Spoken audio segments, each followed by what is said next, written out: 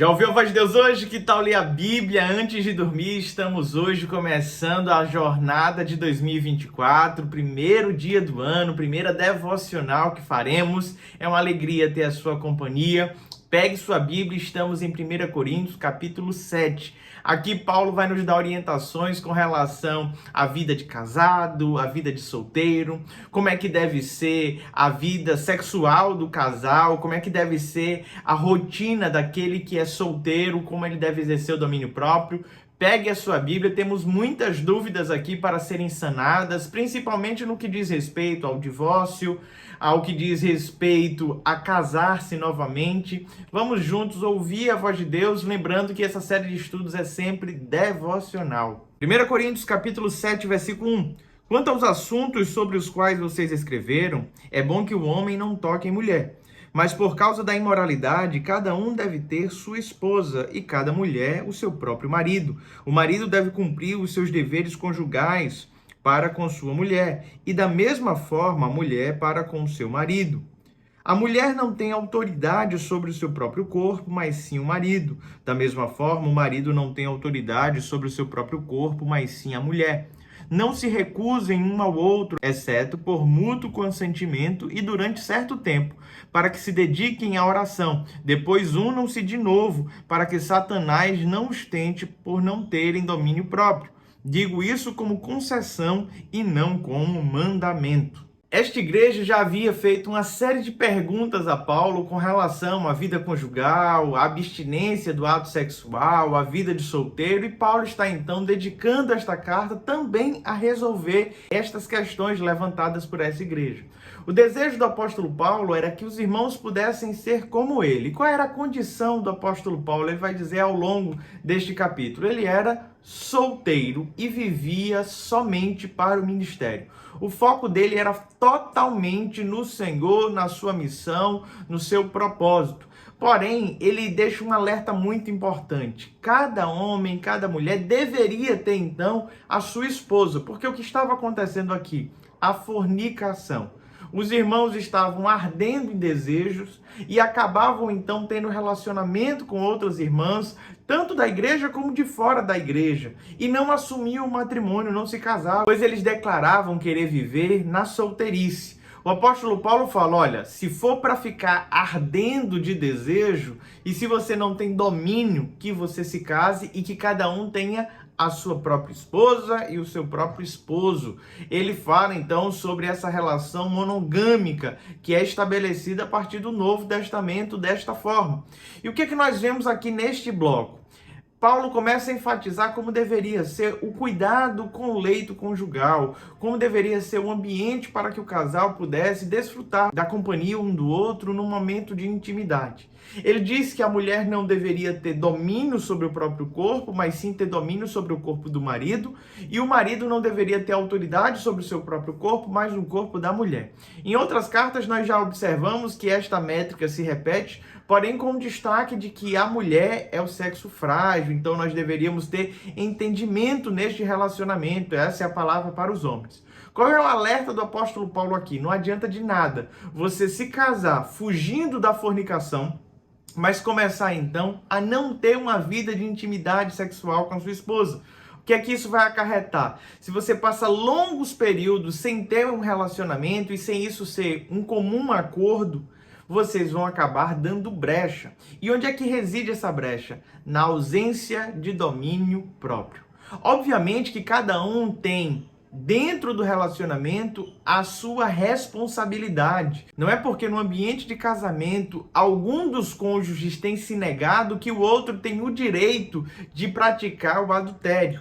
Em nenhum momento isso é colocado. O correto é que todos possam exercer o domínio próprio. E para facilitar este cenário, o homem e a mulher deveriam se entregar mutuamente à intimidade e desfrutar das alegrias e do prazer, pois isso foi feito pelo Criador. O Senhor pensou em tudo isso para trazer alegrias ao coração tanto do homem como da mulher.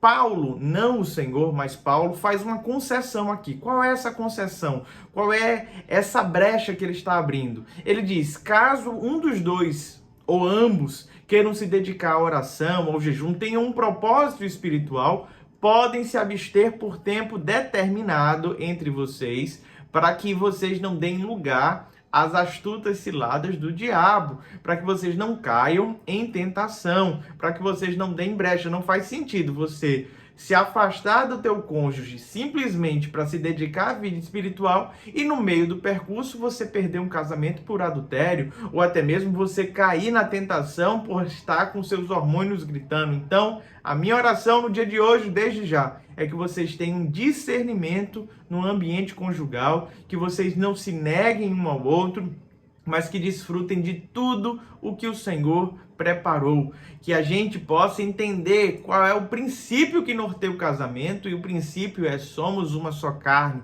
Não temos direito sobre o nosso próprio corpo, mas temos responsabilidade sobre ele e temos o dever de nos entregarmos em intimidade um para com o outro. O apóstolo Paulo vai começar agora a falar a respeito da vida do solteiro. Olha só o que ele nos diz. Verso 7. Gostaria que todos os homens fossem como eu, mas cada um tem o seu próprio dom da parte de Deus. Um de um modo, outro de outro. Digo, porém, aos solteiros e às viúvas, é bom que permaneçam como eu. Mas se não conseguem controlar-se, devem casar-se, pois é melhor casar-se do que ficar ardendo de desejo. A orientação clara do apóstolo Paulo aqui é que se você é solteiro, mas vive ardendo de desejo, se você não está se controlando e tem praticado qualquer tipo de pecado nesta área, é melhor que você se arrependa do seu pecado e procure um relacionamento para desfrutar de todos esses impulsos hormonais, fisiológicos que faz parte da natureza humana. Mas o que é que você não deve fazer? Você não deve, enquanto está solteiro, viver uma vida de libertinagem, uma vida de masturbação, pornografia ou com qualquer outro cenário pecaminoso que seja. Fuja da imoralidade sexual. Paulo tinha o dom do celibato. Ele chega a mencionar aqui como se não houvesse impulsos da parte dele com relação a esse tipo de desejo. A oração dele, tanto para as viúvas como para os solteiros, é que pudessem permanecer na condição dele. Mas caso não seja possível, é melhor que case do que viver em pecado. Agora ele começa a orientar novamente marido e mulher de acordo com o mandamento de Deus, para que não haja separação ou divórcio. E qual seria então a condição que daria direito ao cônjuge de uma separação? Versículo 10. Aos casados dou este mandamento, não eu, mas o Senhor, que a esposa não se separe do seu marido, mas se o fizer, que permaneça sem casar, ou então reconcilie-se com seu marido, e o marido não se divorcie da sua mulher. Aos outros, eu mesmo digo isto, não o Senhor. Se um irmão tem uma mulher descrente e ela se dispõe a viver com ele, não se divorcie dela. E se uma mulher tem marido descrente e ele se dispõe a viver com ela, não se divorcie dele. Pois o marido descrente é santificado por meio da mulher, e a mulher descrente é santificada por meio do marido. Se assim não fosse, os seus filhos seriam impuros, mas agora são santos. O que o apóstolo Paulo está tentando ensinar para a igreja? O ambiente do divórcio, ele só deve ser exercido quando uma das partes não tem mais nenhum desejo em contrair um novo matrimônio. Este é o entendimento do apóstolo Paulo. Na separação, no divórcio, é para viver uma vida de solteiro, não mais procurar um novo casamento. Qual é a brecha que a lei mosaica dava? E Cristo Jesus reforçou: para o momento de adultério. Somente em adultério o cônjuge tem o direito de se separar, mas deveria prevalecer o perdão. Mas reconhecendo a dureza de coração, sabemos que muitas vezes é incompatível a continuidade. A pessoa até consegue perdoar, mas não consegue novamente conviver. Paulo está deixando claro aqui, então, que não deveria haver um recasamento diante do fracasso deste primeiro casamento. Mas ele vai falar agora sobre uma segunda condição. E esta condição é quando um dos dois é casado com alguém que é descrente, com alguém que não professa a mesma fé, alguém que está casado em julgo desigual. Que essa pessoa tenha entrado em julgo desigual antes de conhecer a Cristo ou durante o processo. O fato é que, se o marido descrente ou a esposa descrente aceita continuar convivendo, não deveriam então separar. Pois dentro desse relacionamento, aquele que é dedicado ao Senhor traria santidade ao seu ambiente doméstico, tanto para os filhos como para o marido. Porém, Paulo deixa claro na sequência agora que ninguém deveria se sentir obrigado a permanecer nesta relação, pois você não sabe se salvará ou não o seu cônjuge. Ele está falando para que ninguém viva um cenário de escravidão. Imagine você ter um cônjuge que não é temente ao Senhor e este fica te oprimindo, te massacrando, te proibindo de servir ao Senhor. Diante desse cenário, você tem a liberdade, então, de se separar. Lembrando que nenhum desses textos Paulo vai fazer menção a uma possibilidade de segundo casamento.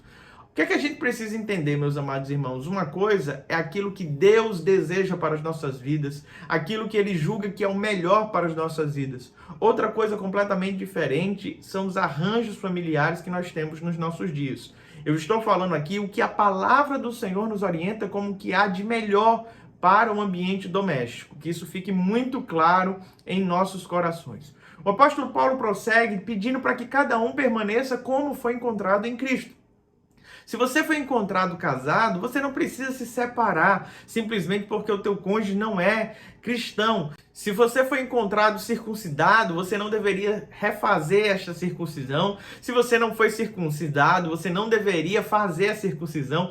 Paulo está dizendo que não importa qual seja o cenário onde você foi encontrado, você não precisaria mudar este ambiente, porque o que precisa ser mudado genuinamente é o seu coração. Deve haver uma mudança de rota, de vida, de comportamento, não de ambiente. É isso que o apóstolo Paulo está querendo deixar claro. Ele faz questão de mencionar também o cenário de escravidão. E ele diz, olha, você que é escravo, se você conseguir sair desta condição, é excelente. Mas caso não consiga, não se preocupe, porque você é escravo, acima de tudo, do Senhor. Foi Ele que pagou o alto preço por nossas vidas. Agora o apóstolo Paulo começa a orientar novamente os solteiros, falando qual deveria ser o propósito de vida de cada um deles. Versículo 25. Quantas pessoas virgens não têm o mandamento do Senhor, mas dou o meu parecer como alguém que pela misericórdia de Deus é digno de confiança.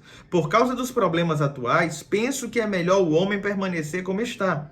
Você está casado? Não procure separar-se. Está solteiro? Não procure esposa. Mas se vier a casar, não comete pecado. E se a virgem se casar, também não comete pecado.